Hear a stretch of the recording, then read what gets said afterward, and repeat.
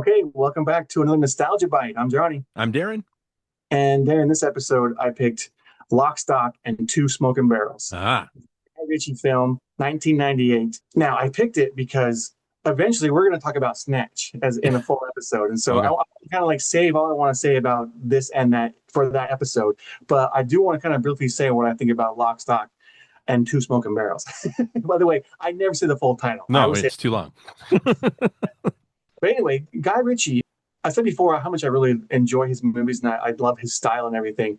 I think this movie was like a precursor to Snatch. I think it was like him trying to find who he was as a filmmaker, and you see that in the movie when you're Yeah. watching. You kind of tell he's kind of playing with things. He's kind of like testing things, testing the waters. It reminded me of when I watched the movie Bound, and then I watched Hmm. The Matrix, and I was like, oh, it was a test run.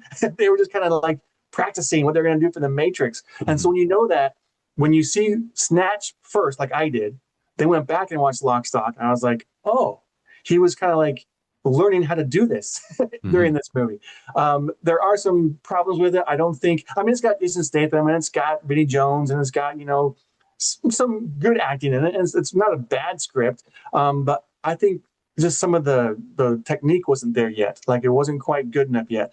A lot of the lighting is horrible. Like it's just Hmm. horribly lit, and the very opening shot has a super long slow motion shot that in the past after I watched it the first time through, I tried watching it again and I put it in and that first slow motion shot started and I stopped watching. I got so bored in that first shot. But I was like, Wow.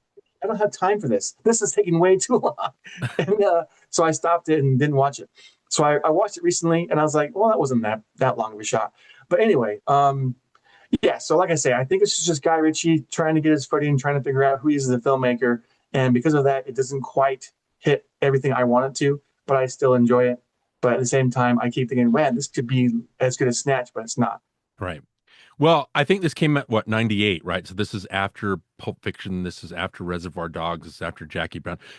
When Reservoir Dogs came out, and especially after Pulp Fiction, you had Tarantino knockoffs were a dime a dozen. Everybody was trying to do that. I think he's an interesting filmmaker. You obviously know I love the Sherlock Holmes movies. I think he did great in The Man from U.N.C.L.E. Had a great 1960s vibe. I watch Aladdin and I get pissed off. Guy Ritchie, you should be much better than this. Aladdin is so generic, you know that I hate the live action remakes, but to see someone like Guy Ritchie take that on and there's just no personality from him. I think Sherlock Holmes is a great blockbuster movie that has a Guy Ritchie flavor. Lock, Stock it's still very good as a stepping stone. Yeah, exactly.